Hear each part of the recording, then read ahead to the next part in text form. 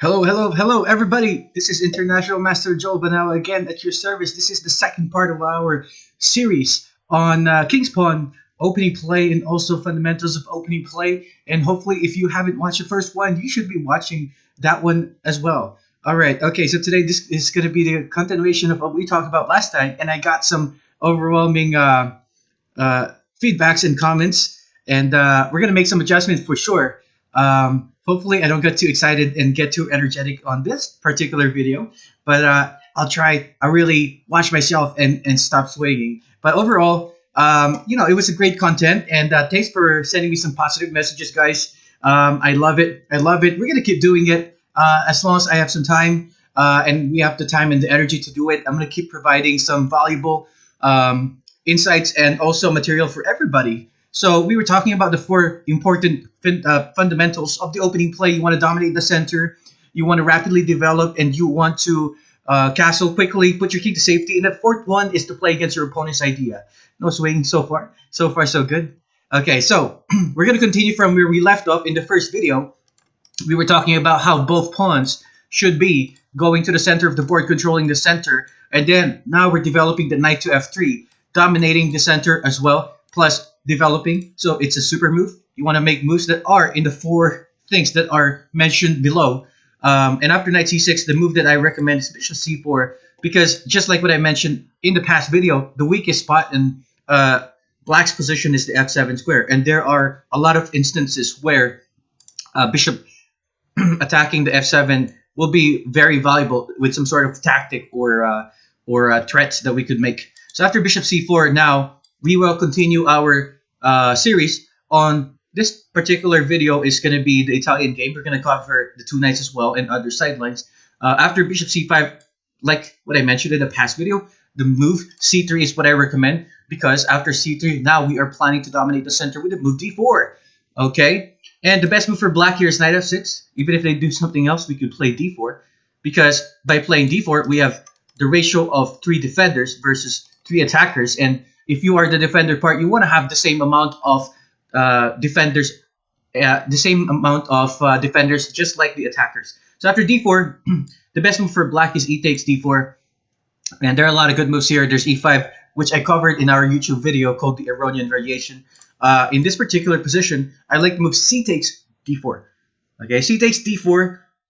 And in the previous video, we covered the move bishop b6, which allows us to completely dominate the center. That's one of the main things that we want to do, or what we want to get out of the opening. The best move for black, however, is the move bishop b4 check. And if your opponent does bishop b4 check, we're going to do bishop to d2. Okay? And after bishop d2, it looks like this pawn on e4 is in pre. Okay? When you say in pre, you could capture it for free. And now, the main line here, the best move for black is perhaps bishop takes d2. There's nothing wrong with knight takes e4. Actually, the move knight takes e4 is what Grandmaster Viktor Michalewski played against me in Las Vegas tournament. I can't remember which tournament. I think it was like a North American Open back in 2016 or 17. It was pretty interesting, but that's going to be our main topic for today. In our next video, we're going to tackle the main line, where black captures here, and after capturing back, black's best move is to play d5, because if your opponent has the pawn duo, he's dominating the center, it is best for you to challenge the center immediately with a pawn break. Or another interesting move is knight takes e4 here, but it's probably a little early for that. We could probably completely demolish his castling ability, or we have some tricks involving just taking the knight on e4. But d5, neutralizing the pawn duo. You got to fight for the center, friends. You got to fight for that center, champs. And so a move like d5 would be best there after we take knight takes d5. This is perhaps, again, the best option for black. Now, in this particular video, our topic is the sacrifice on f7.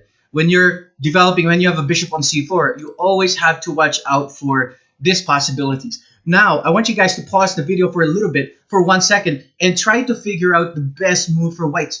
Okay? Pause it. And now if you're ready, unpause it. I'll give you guys 5 more seconds. See if you can find the right continuation.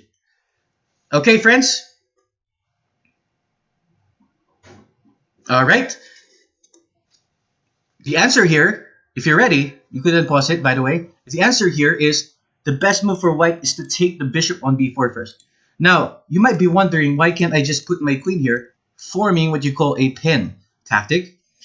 Unfortunately, if you play queen e2, black can just play pawn to d5. He's guarding the knight, and he's controlling the center, and we're just down a pawn.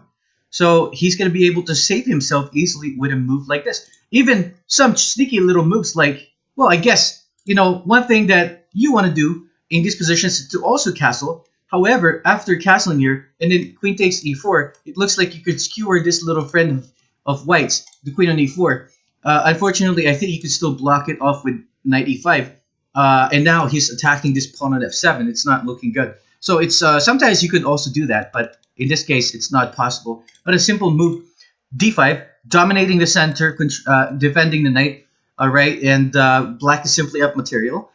White doesn't really have anything. He's not getting anything in return, okay? And when you're exchanging, if you're going to give up something, you got to get something in return, okay? So after knight takes e4, the best move is bishop takes b4 first. And then if you found this wonderful and explosive and spicy sacrifice, congratulations, friends. The move here is bishop takes f7 check. All right, and this is the main topic. Whenever you have this type of opening in this specific move order, you have bishop takes f7, king f7, and now queen b3 check. So what do we get in return? We gave up a pawn. We got a pawn for a piece. Now he's up a full piece. However, this beautiful move called fork, double attacking a fork, attacking the knight and king. There is no way he could try to save the knight or get out of the check without losing the knight. Perhaps something like knight d5 could simply be captured with the queen. It's not looking good. The best move for black here is actually king f8, what Grandmaster Viktor Mikulevsky played against me. If they play d5, okay, we could certainly capture this knight on b4, but guess what? Well, wait a second. Look for your tempo game moves, friends. The move here is knight e5 check. Knight e5 check. Insert this check first, and then you could take this knight on b4. This is looking great for white, okay? So you got your material back. However, there is a big difference between white's position and black's position. Black is unable to castle now and get his king to safety, which means he's going to be prone into getting attacked with all our pieces, okay? So after queen b3 check, king f8, and now queen takes b4. Perhaps this is the best way for black to continue. And then he should block with a queen to e7. And after queen to e7, we don't have a lot of choice. We have to take this queen on e7 now. Because if we move the queen out of the way, can you guys see the move that black could play? And if the answer is yes, and the answer is knight g3 check, discovery attack, winning this rook while he's attacking your king in check, that is a major problem. Major problem. Okay? So that's why right now he's attacking our queen and threatening to perform a discovery attack. If you consider all your choices, the only choice that you really have here is to take. And this endgame is perhaps equal or a little bit better for white because you have more development. Your king is safe. In one move, you can control this really juicy file or laser beam for your rook to attack. This knight can develop to a nice square, and it's going to take a while before he entangles.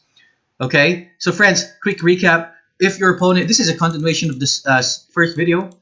This is a series, friends. So if you haven't seen the first one, I am preaching the Italian game with c2 and d4. And if they play this move, bishop b4 check, we block with a bishop.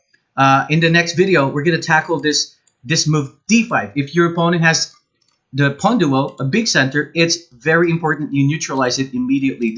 This big bros right here, they could create some major damage as we saw in the first video. So if you have a chance, challenge it immediately.